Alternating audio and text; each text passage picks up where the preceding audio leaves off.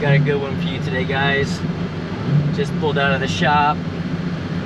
2021 C8 Corvette. Came in obviously bone stock. We did our normal baseline like we always do. This customer just wanted bolt-ons, so we installed Haltech cold air with our stainless catback exhaust system. No tuning at all. And then 2 days ago, now with HP tuners, as y'all seen our channel before, I've been flashing them and doing other stuff with other manufacturers, but now we're using HP tuners so far for these next few builds that we've done, and I just kind of want to share the results with y'all, as well as talk a little bit about it. In one of our previous YouTube videos, I think I kind of showed you all the process of what it takes to send the ECM in, the unlock procedures and pricing a little bit and stuff like that. But to actually be able to show you guys and tell you guys with certainty when we make a change to this car, you know, it actually is flashing, and actually we're seeing the results from making changes. So it's this was one of the first ones we did. I don't know when this will be posted, but it's probably around the day that they released, HP Tuners released that the stuff was available. Is the day we tuned this car. So very cool to be able to show it and then actually show gains from it. I knew going in an NA car, it's not going to really show that many gains, because these cars run in what's called closed loop. They have wide bands on them, so they will correct for the fueling. So when we install, let's say, an air box that flows more air, it needs more fuel, let's say at idle or at wide open throttle, to meet our commanded or our target air fuel ratio. Well, these cars in closed loop, even without any tuning, it will automatically add the fuel up to a certain percentage at idle, driving, and at wide open throttle. But what makes it cool about being able to tune it is to get the fuel trims right.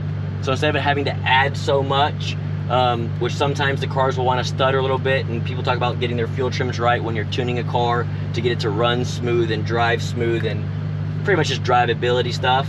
The closer your fuel trims are in the tune, the smoother the car will run, because it's not trying to add a whole bunch of fuel, then all of a sudden take a whole bunch of fuel out. And you know, if the tune's proper, like it should be, the fuel trim should be, in my opinion, plus or minus 3% at all times. And I can look at the log right now while driving down, which is very cool. With the cold air and the catback before, fuel trims were, let's just say, pretty bad. It was trying to correct a lot. And now as I'm driving right now, it looks like we're no higher than 4%. And at idle, I'll come to a stop real quick, we were literally at 3%. So the tuning changes, again, it takes a while to tune a vehicle, but now that the fuel trims are good, the car's going to run a lot smoother. We did pick up some horsepower. I think it was like 15 rear horsepower from the tune. Again, not crazy numbers, but it's going to run smoother, drive nicer, and also pedal and feel of the vehicle. It's going to feel a lot faster, because the way that we tune these cars, even from the factory, the pedal, if you just floored it from, let's say, a stop, the throttle is not going to open 100% right away. So by tuning it, we're able to give you that. So if you're just driving and want to floor it from a stop, from a low roll, instead of the throttle body being a linear curve, as you floor it, it will slowly start to open. Now it goes from shut. As soon as I stab it, it's wide open. So feels way quicker. It actually is quicker now, as well as we can adjust timing and everything else. So these are all just basic tuning stuff, so I'm not saying anything that's new. It's just cool to be able to now show you guys more and more when it comes to the C8 platform. The changes we make, they're actually making the changes like they should, And again, this is just a naturally aspirated car, so stay tuned, guys. We have supercharged cars, twin turbo cars that we've already started tuning as well, making changes to, so that'll all be coming up in future videos. But this was a good car to at least show and test, you know, from the get-go, because it is more of a simple car when it comes to learning new software and learning new ECMs. Like in 2014 when the C7 came out, up until that point, all I've tuned is port injection cars. So to learn a direct injected motor, what it likes, what it doesn't like, and then to put boost on top of that was a big learning curve. It took me, I'm not gonna lie, probably 2 months of me living at my shop on my dyno every day, making pulls after pulls after pulls on my personal car for R&D, just to get it to work, figure out what it likes to be naturally aspirated happy, and then what it liked with boost, depending on how much boost. But it took quite a while to get that thing figured out. But once it was figured out, obviously we've built a million C7 platforms at E92 ECM since, right? So this is an E99 ECM, which is within the 19 ZR1s, but it is different. Those of you that have not seen these files yet that are watching, if y'all in the shop and you're looking at tuning these in the future, just know that they are not like the E99 19 ZR1, and they're not like an E92 regular C7 or LT4. There's a lot of differences in there, but there's a lot of similarities as well, and I can't share too much yet because we haven't posted the videos yet of boosted cars. But for this particular car, everything worked as it should. The car gained horsepower, drives a lot nicer, and the seat of the pants feel for the customer, he's actually going to know a difference with the tune. And also, now that it's unlocked, now that he wants more stuff in the future, if he wants to come back for a camshaft next week, put a camshaft in it, we can tune it. If he wants to come back and put a supercharger on it next week, put a supercharger on it, we can tune it. So now moving forward, again, I don't know when he's going to post this video, but our modification process now is endless, depending on what you, the user at home, wants to do with the vehicle.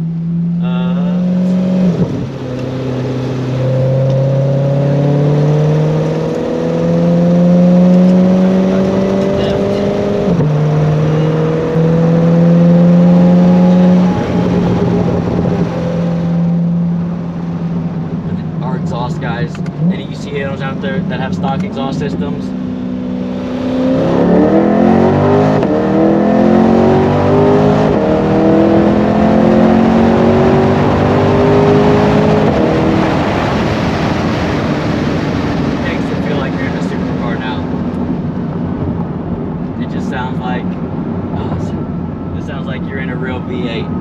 Exhaust on these cars, they're just so quiet. I don't know if you can hear it out there or not, but just putting the cold air and a cat back on this car, I know it's not a lot of mods.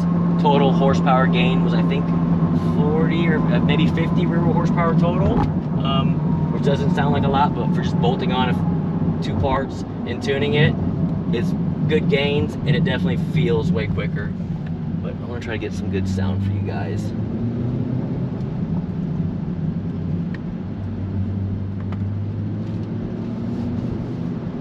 See how bad it spins.